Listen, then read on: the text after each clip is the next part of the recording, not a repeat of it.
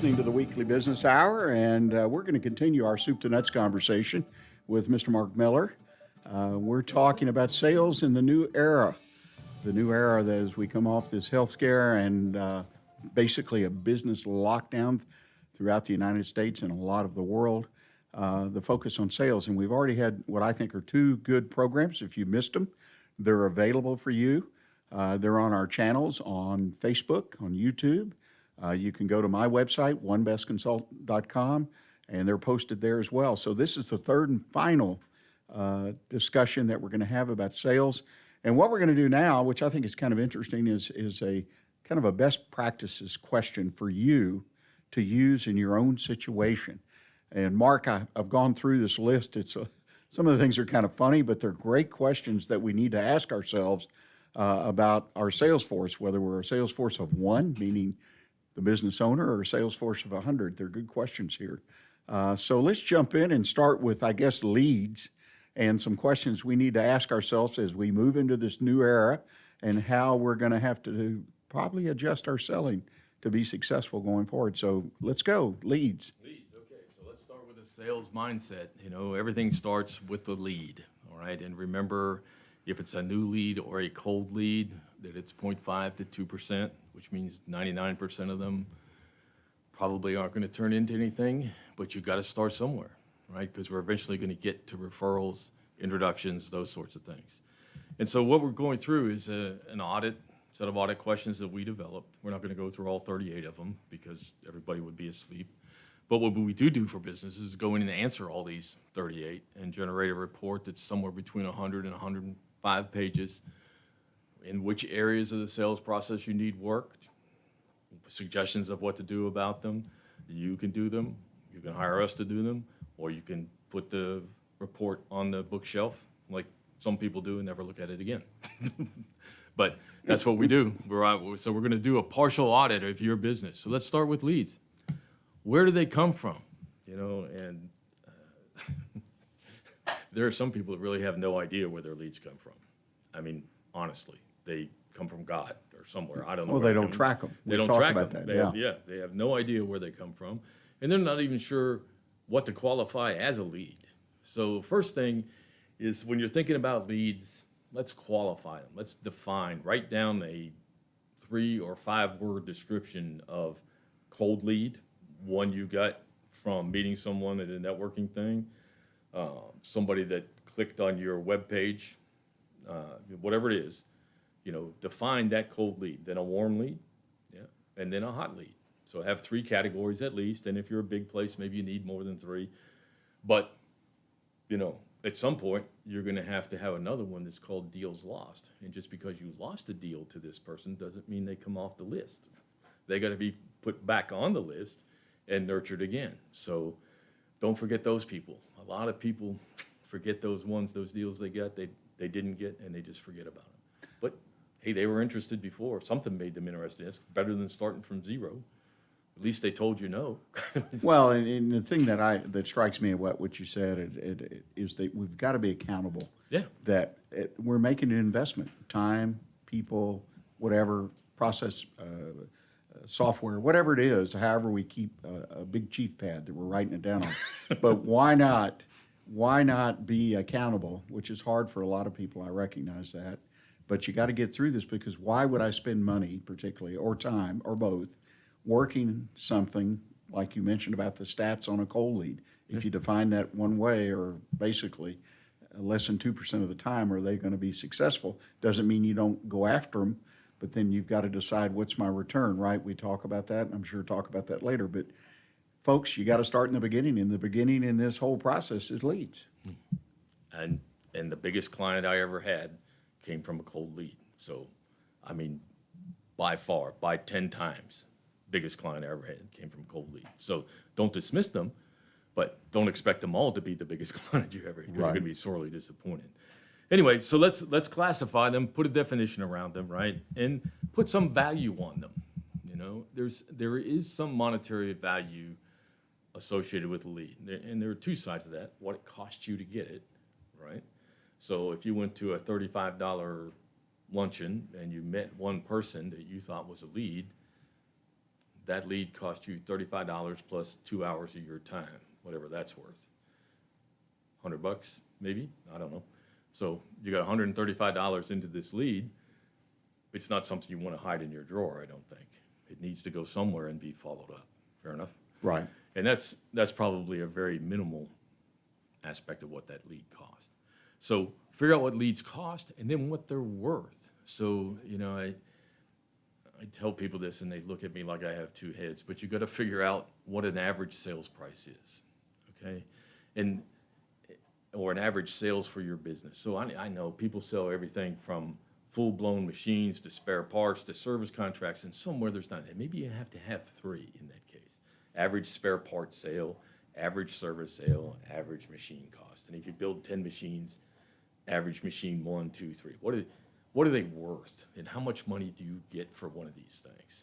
And then that way we can start building a process knowing if we have a lead and we need 10 leads to get an appointment, and then we need 4 appointments to get a deal, then we can figure out what it cost us to get that machine sale. Yes. Was it worth it? Is there a better way to get it?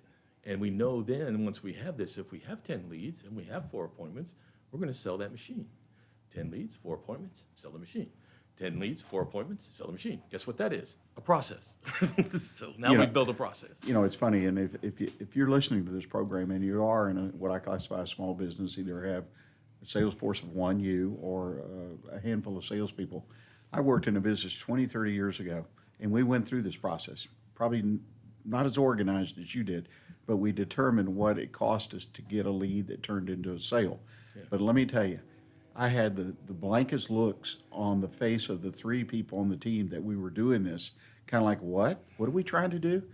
And when we came up with the number, I'll never forget this, it was right around $600, right? Yeah. It blew them away because we were only spending 50 to 100, but it was worth 600.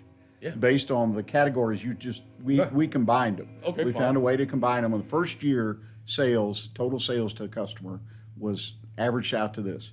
And it was amazing. A wake-up call, if you will, for everybody. But I walked them through that, and it was a number that changed that business because now they knew they had some room to do some other things and test some things to increase their sales. Sure. Right? Exactly.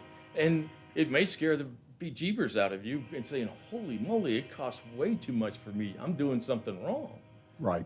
So it works both ways. But what it does eventually is for whoever's running the business and responsible for the financial profit and loss, this gives them some semblance of calmness in their tummy because they know 10 leads, 4 appointments, 1 deal. Now, does it work that way every time? Of course not. Probably never works that way. 1 lead, 1 appointment, 1 sale, twice as much as you thought. Fine. Then 100 leads, 2 sales, half of what you thought. So it all averages out over some period of time.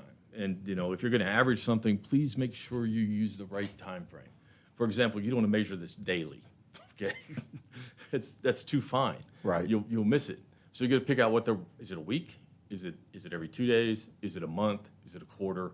I think it depends on what you're selling. If you're selling drilling rigs, it might be 6 months, or in this time it might be years, before you can evaluate the process appropriately. So it just depends on what it is you're selling. If you're selling, flowers, then maybe it is daily. Okay, but if you're selling equipment, it's probably longer than daily. Well, it's leads. Is there 1 or 2 other things you want to mention before we move on?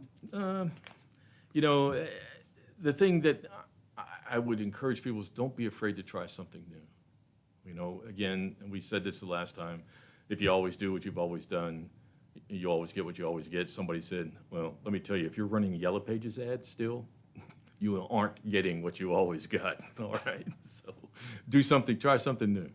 The internet's here to stay, just in case you haven't figured it out. Yeah, there's no doubt. It's the next thing that I'm concerned about. Right. Okay, so we've got leads. We've talked about several issues with leads and things to do or look for, and if you're not doing them, adjust and implement them. Now let's talk about the sales process itself. That's the nuts and bolts of what we really are talking about. So Yeah. What are some things we need to look at when we look at what we're doing currently to determine if we're doing the best possible or best practice? Yeah, and that's it. What are you doing now? A, do you have a process, and can you explain it to me or to anyone? And if the answer to that is no, that's okay, because the answer most people give me is no, and that's okay. But it sure will make your life a lot easier if you do. So if you have a lead, under what time frame does it need to be followed up? Minutes, seconds, days, weeks? My favorite thing is trade shows. I don't know if anybody still goes to trade shows, but you get that whole fishbowl full of leads that you spent all the money to get, and it gets packed with the display and shipped back to Timbuktu, and somebody opens it at the next trade show and says, oh, there's the leads from the last show. Wrong, wrong, wrong. Those leads should be followed up that night some way, okay? So you have to have a process, what happens to every lead, how it's followed up, who does it, why, when, and in what method, and then what is the ongoing process? Man, there's something called drip marketing, and we don't have time to get into this, but it's a drip every now and then. And if you don't have some sort of drip marketing campaign or don't have any idea what I'm talking about, find someone that does and get it done. So once you have that lead, they get in your contact management system and they never, ever get out unless they hit the unsubscribe button, all right? And they get something for that classification over the appropriate period of time, day, week, month, every holiday, whatever. They get something from you, a sales tip, a how to clean the machine tip, service special, whatever you got. And they get something, and it just happens like clockwork. And they keep getting followed up and followed up. Remember, 18 touches. The machine's doing it for you because you're out getting the next lead to plug in there to have 18 touches go through the system, and the next one. And pretty soon you have this giant 1,000 lead thing pumping information out. Doesn't then cost you anything, right? Except the time to stick it in. So please, please, please start that drip marketing. And not everybody gets the same thing. Cold people get one thing, warm people get another thing, hot people get another thing. Old clients or lost business get something else. So build that up, easy enough to set up, right? All you need is 10 or 20 emails to keep coming out, and the machine does the rest for you. You know, and that's something I hope people pick up on. This is not rocket science, as I love to say. You just got to take the time and set it up. You got to pick that system you're going to utilize, your contact management system. And again, as Mark said, unfortunately, there's hundreds of them, so there are a lot of choices. Some geared to very small businesses, some larger businesses, so on and so forth. So you're going to have to invest some time to research it. You're going to have to invest some time to get some emails, either borrow, beg, or steal, or write your own, and so on and so forth, so that you just plug things in and let it go. And let me tell you, even if you, again, you're by yourself, and I keep coming back to that, have that system working for you. And you may only have 100 leads in it. You may have 50 leads in it. You may have 1,000. It doesn't matter. But you consistently are feeding the beast, so to speak. And that beast is closed sales. I mean, that's where you want to get to. And so I encourage you, don't be put off. Put this in place in your business and do it as soon as reasonably possible, particularly as we come off an event, if you will, of the last 90 days. Because the person who does this is going to get ahead. And let me tell you, fast out of the gate, you got a good chance of winning the race if you get out there and you consistently run the rail. Exactly. You'll be there at the end. That's it. Yeah. And you got to keep doing it. You can't do it for 2 days and stop. It's like people that get in shape for a marathon don't, run around the block the day before and say, okay, I'm ready. It's going to take you 6-9 months, depending on your business, to get this up and running. So start today, Right. Because the race is on, and it's going to be full bore in, we hope, 30, 60 days. And we're going to be. Because if you keep banging the pavement and doing the things you did before, I'm thoroughly convinced, then you're going to get nothing but maybe sore feet. Yep. And you're going to waste time. And in the long run, it may not be short term, in the long run, your business is going to start showing the signs of suffering with lost and less revenue. Yeah. Exactly right. So anything else under the sales process you want to talk about before we move on? No, I think, there's so much to talk about. We were here for 3 days, and we'll make an offer at the end for folks, because we're doing what every 8th or 9th point on the sales audit that people should be doing. And if they really want to get started, they ought to do an audit at least and see what they should be doing, and then decide what of it they want to do or not. Fair? Right. Yeah. No, Okay. I would encourage people to consider having one of these sales audits done, because just get asked the questions and then have a discussion and see if it fits. Well, technology, obviously, technology is a bigger and bigger part of our lives, a bigger part of our businesses. There's still people making buggy whips, but every year goes by, there are fewer and fewer buggy whips, I suspect, that are sold. But they're still out there. Yeah. And so I'm not knocking it, but technology, those who are in business that get it, and I have to be careful. They have to adopt and adapt to the right technology for their business. You've got to have a workforce that will plug into. You got to have a sales force of one or more that are gonna feed it and gonna understand it and use it day in and day out, like you said earlier. Or it's just a waste. So I'm not trying to sell anything. I don't sell any of this No, stuff. me neither. But the idea is that technology used correctly at any level of sales force, any size, can really make a difference in your ability to close more deals, have more revenue, hopefully more profitable revenue as well, not just more dollars in and dollars out. Right. Yeah, that's a key, isn't it? Profitable revenue, right? Well, let's talk about technology, though. Oh, Well, my gosh. We could be all over this. Yeah, really. Well, let's start with your top salesperson. Who do you think that is? And somebody's going to give me a name. Well, Mary's my top salesman, or Joe. No, it better be your website. So pay your top salesperson well. And if you haven't done anything to your website in the last, pick a time, week, you might want to think about doing something to it. Put a blog on it, do something, but make sure that website is up and running, maintained, and well cared for, and it looks nice. And, if you can't do it yourself, and, fortunately or unfortunately, right, there are lots of people out there that say they can build you a website. It's kind of like the transmission commercial. I can fix a transmission, let me try. And don't get, your aunt's son to build your website for you. Get somebody that knows what they're doing. If you want to do commerce on there, easy enough to do. What a great way to have if you get recurring payments that they could just log onto your website and pay you. Wow.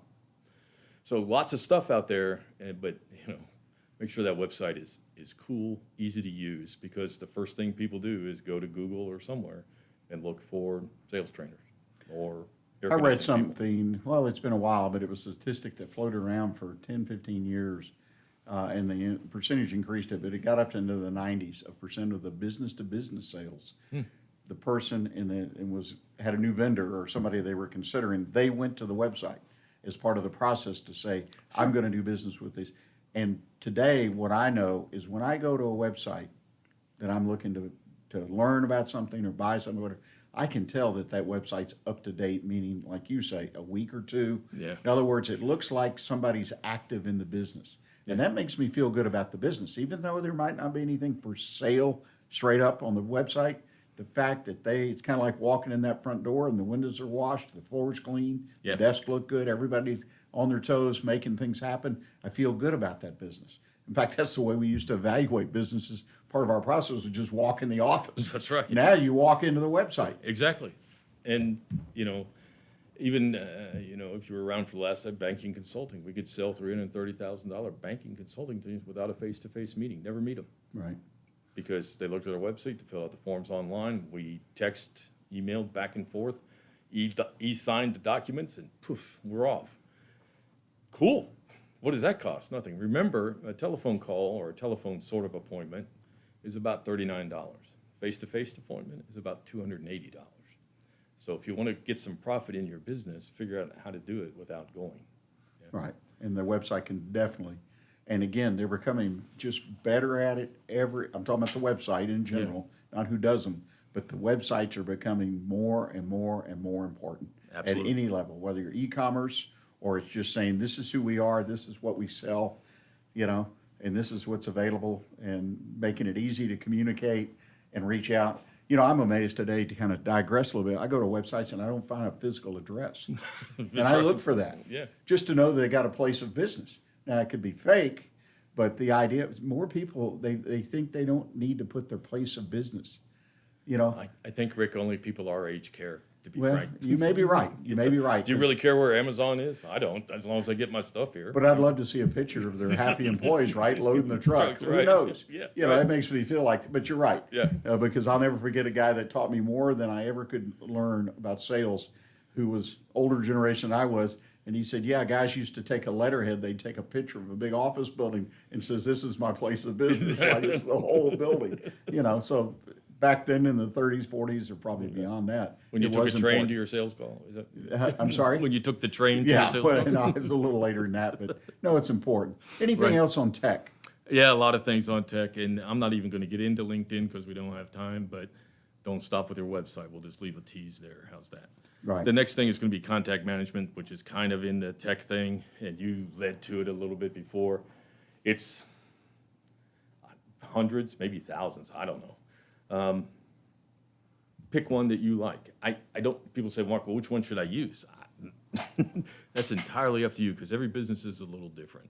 I will tell you, we used to say, and Microsoft owns everything, use their stuff. And their stuff is fine, but getting it installed and working for you is hugely expensive. You know, you're looking, I don't know, 10, 20 person business, probably 80 grand or more after you buy the software just to get it to work for you. And that may be the same with all of them. Those are the last three that I've done. And did they work? Yeah, because it's just like using everything else Microsoft. They're not going anywhere, I don't think. But there are plenty of them out there better. Salesforce, people use Salesforce. It's kind of expensive if you have a big company. It's a per seat license, you know, so find something that you like. Yeah, And- what I hear about Salesforce typically is people really like to use it. Yeah. They say it's fairly easy to use. I'm talking salespeople, people, but it is pricey. Right. And, you know, again, this is something is better than nothing. You know, whatever that something is, make sure that whatever you put into it, you can easily get out of it and put it somewhere else. That's the only caveat I have. If you buy it and you can't easily get whatever you put into it back out and Right. into somewhere else, don't buy it. Yeah. But buy something you can get the stuff out and put Right, somewhere get your else. data out and Yeah. move it if you have to, when you want to. Sure. And, you know, act something easy. There's lots of small things. Again, something's better than nothing. Yeah. And I'm not recommending anything. Please, you know, full disclosure. Clients make those decisions, not me. Yeah. And, but you got to have one.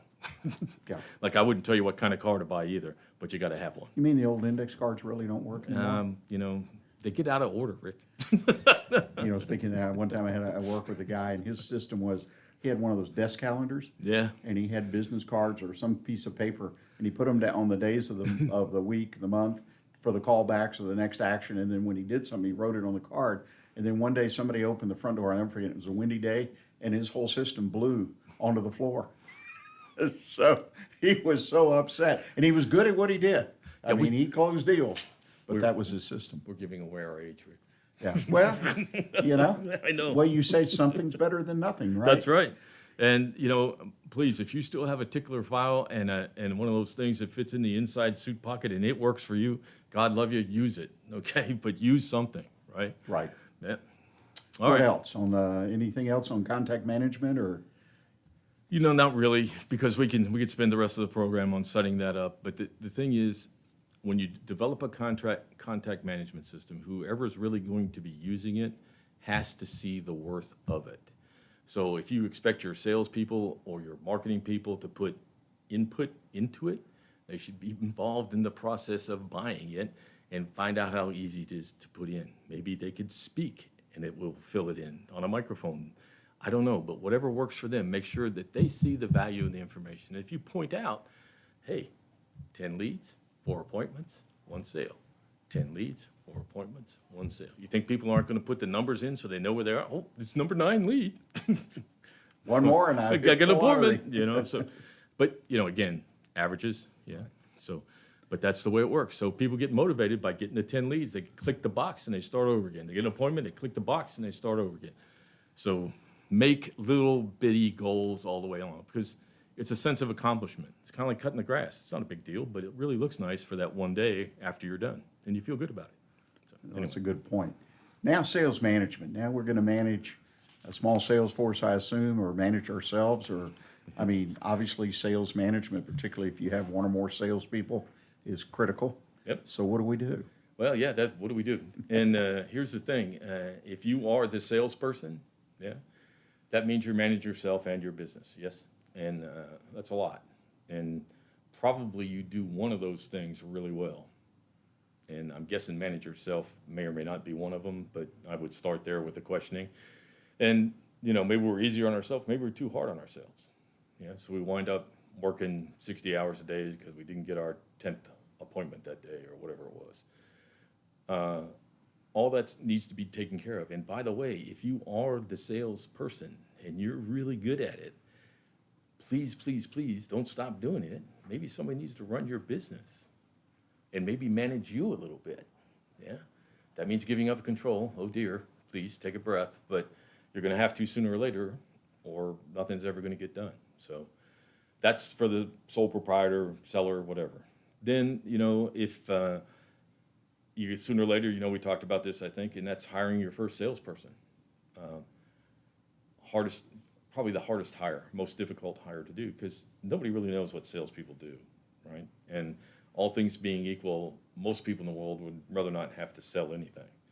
So how are you going to do it if you don't like it and you don't like the people that do it? And, when everybody thinks a salesperson, they think of used car, plaid suit, too much makeup, whatever. And, the good ones really aren't like that, but that's what we think of. So you're going to need some help hiring your first salesperson. Get it. Don't be ashamed. It's not that expensive. Somebody can help you hire the first salesperson. Rick, me, any one of the silver foxes. Well, most of the silver foxes, because we have accountants too that are silver foxes, and they haven't hired their first salesperson yet. So somebody who's hired them before, okay? So there's probably, out of the 50, there's probably 30 guys and gals in there that can help you hire your first salesperson easily. So get help. Don't be ashamed. It's not that expensive, and it's well worth it. And the old adage is hire slow, fire fast. So, if you get somebody in there that's not working out, oh well. Well, let's talk about that hiring process. I mean, you've got a whole bunch of questions in your audit here that are just about a hiring. And, one of the things I got taught by hiring a salesperson, what was different, is I needed several questions to use in the interview process that kind of turn the tables, because salespeople, if they can't sell themselves, right, they can't sell. So they come in these interviews and they're selling you. So you take, say, their work history and you reverse it. Yeah. Just tell me about the first paying job you had, and so on and so forth. And I saw that throw people off, which was a red flag. Yeah. Okay, because they really couldn't talk. They had a script in their mind, right? They were going to go through this, that I accomplished this, I did, but all of a sudden it got flipped on them. And boy, it was fun being on my side of the table. Well, what are some tips, some ideas? What do I need to be doing generally to have a hiring process that I utilize? Well, the first thing is have a hiring process, right? Right. So let's start there.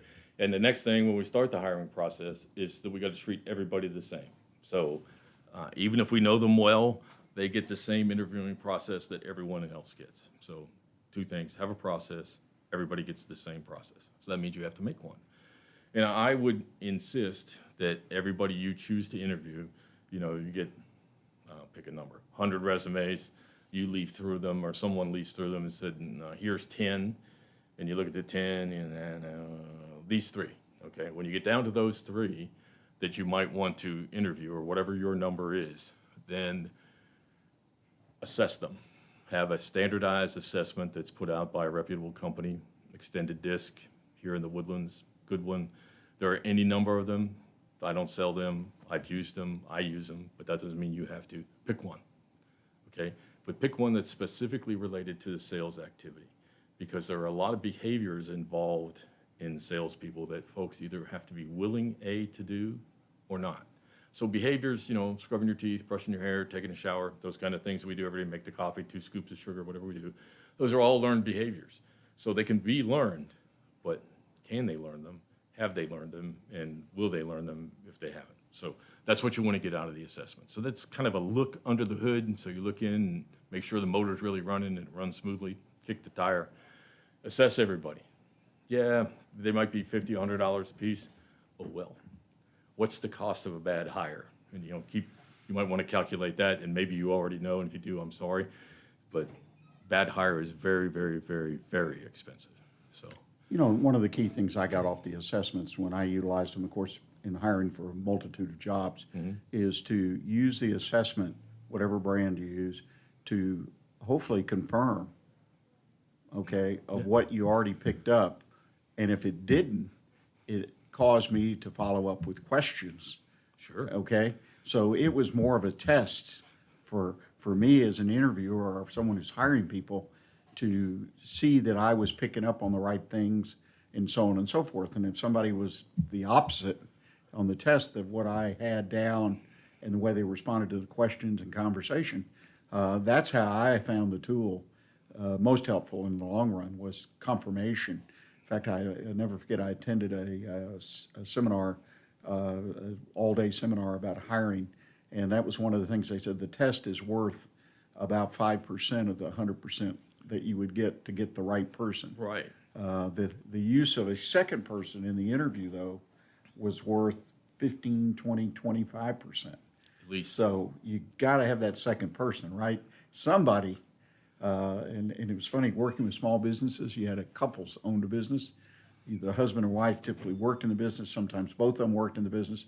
But I said, well, if the spouse is not working in the business actively, then set it up where they help you when it comes to hiring time, and get them to have a cup of coffee. And it was amazing the feedback I get that the other person, in this case a spouse, which typically the spouse who was the one running the business, they trusted more so what their spouse might say and observe about a candidate, you know? Yeah. And it was really interesting. So that was a way to build those processes, particularly in the smaller businesses, right? Yeah. So- And you have to have a plan, right? So if you're going to have 2 interviewers or 3 interviewers, because usually there's a technical interview, somebody that decides whether they have the snap to do what you're doing or not. There's the sort of the HR, Right. will they follow our rules sort of thing? Do they fit into our group? And then there's the hiring manager interview that kind of gives all those things. So typically 2 or 3, but if you only got 2 people, it's 1 or 2. But have a plan. For example, okay, I'm going to ask these 10 very difficult questions. Right. What are your 10 questions that you're going to ask? Right. Everybody gets asked those 8 or 10 questions regardless. And they all have answers that you can compare over and over again. And, some people like to do good cop, bad cop. People like to do group interviews and fire questions at them. I don't think we need to do that, frankly, unless that's the environment you live in. And if you're hiring an attorney, maybe so. But most salespeople don't get in a group where people are randomly firing questions at them Right. very often, right? Right. So, and when they do, they've got the technical guy or somebody else with them that's answering the really hard questions. Okay? So interview them like they're going to be. And yeah, the assessment is one of the tools. And it's not pass-fail. Oh, Right. I didn't like the results they got. Yeah, so what? So what are they really like? And can those results be changed easily? I don't know. But remember, it's not pass-fail. And they don't have numbers on them really anyway, so usually. So they just say easy, hard, whatever, Right. hazard them. And now they have propensity or whatever. Yeah, it's not it's just. I've got to get in this one thing before I forget. Don't forget social media. Oh, yeah. Now, you can say that's background checking, but it's something I have found some clients that do it up front because they're trying to build this picture of and this is getting down to the final group or 2 or 3 individuals or whatever. They're getting down, so you don't take social media and check everybody that's in the pool, right? Right. But they get down, and it's amazing some of the feedback, particularly in the last 2 or 3 years, of the picture that they are trying to build of this potential employee, that the social media piece came in and shattered or supported the picture they were already building through the phone screen or, as they got down to that final interview. Pretty amazing, amazing stuff. I mean, again, a lot of it, stuff, I can't believe the guy did that Yeah. but a lot of it is, it's mundane, but it helps you build a picture That's right. based on what somebody might post on Instagram or Facebook, and you get a sense of who they are and Yeah. how they conduct their lives and what they do, and and that you need different kind of people for different jobs, right? That's right. I mean, and it's up to you. Maybe you want to hire the person that's on the beach drinking directly out of the keg hose. I don't know, but most people don't. So Well, those are the ones we always talk about. Well, Mark, I can't thank you enough. You've given us a lot of time. You've given us a world of great information. If people want to reach out to you direct, what's the best way for them to do that? it's mark@markmiller.us. And I will tell you, the assessment that Rick and I went through, it's a $1,000 thing. If you mention the weekly business hour, we'll give it to you for half price, $4.99. How's that? And we'll donate some of the rest to Rick's program so he has a sponsor. Well, I appreciate that very much, and keep that in mind. Mark will lead you through this assessment. I think it's a great opportunity. Again, sales force of 1, you the owner, or you've got people working under you, you even got a sales manager. Nothing wrong with a good audit to tell you what you're doing right and wrong so you understand it, because you're pulling the levers to make success out of that business. Thank you again, Mark, so much. And ladies and gentlemen, thank you for listening to this program and hope you find it beneficial. Again, anytime you have a question or a comment about anything we do on the Weekly Business Hour, reach out to me at onebestconsult@gmail.com. Thanks so much. OneBestConsult.com, a community of small business owners where you as an owner can find answers to the most pressing business questions you have. Not sure who to turn to when you have a challenge in your business? Turn to the folks at OneBestConsult.com. That's the number one, bestconsult.com, where you can always find advice you can use based on common sense business experience. Join our community of like-minded business owners at OneBestConsult.com.